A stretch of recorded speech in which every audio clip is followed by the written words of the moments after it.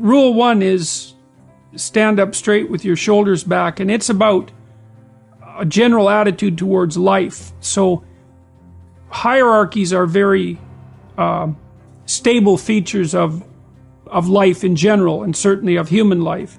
And wherever you have any system of values, you have a hierarchy, because a system of values implies that one thing is better than another. If you have a situation where one thing is better than another, then some people are better at doing it than others, and you get a hierarchy.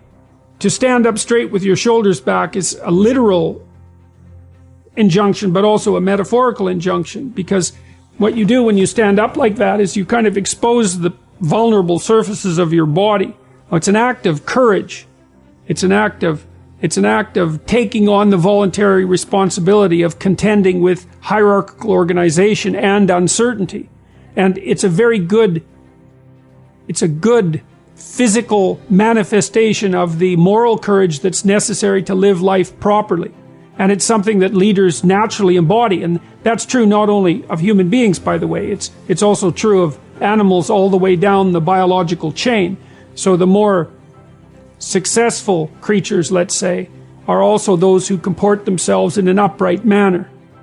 And, you know, even in our common language, to be upright is not only something that we think about physically, but also morally, right? To be an upright person is to tell the truth and to act forthrightly and to do what you say you're going to do, and all of those things. So that's all of a piece.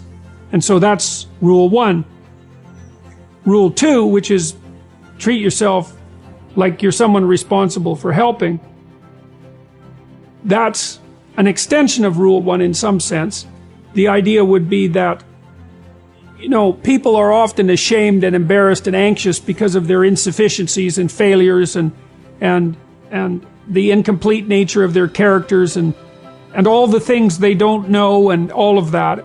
And so it's useful to develop and practice an ethic of detached self-regard.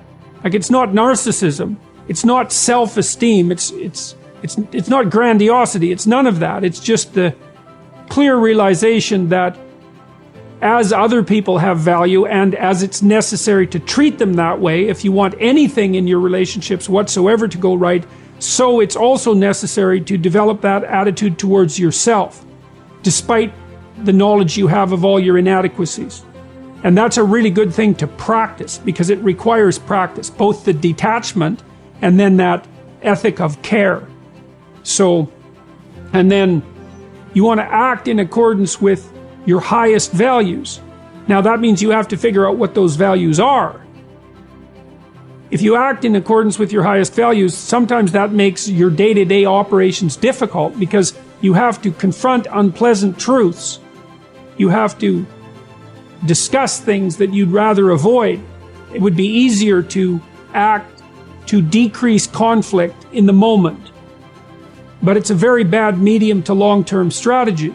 You have to engage in a certain amount of conflict, moment to moment, if you're going to say and do the things that are necessary in order to set things right in the medium to long term and for an increasingly large number of people. And that's also another guide to leadership, I would say. You need a broad-scale vision.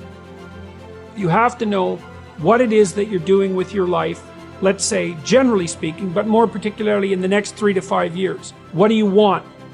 What do you want from your friends, your family, your intimate relationships, your employment, your education, your care of your mental and physical health, your response to temptations like drug and alcohol use?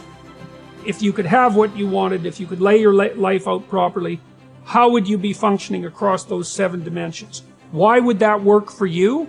Why would it work for your family? And why would it work for the broader community? Then that gives you a reason. And if you have a reason that's well thought through, that you find compelling, so that's a compelling story, let's say, the kind of compelling story a leader might tell, then that will provide you with motivation to do the things that are difficult that you need to do.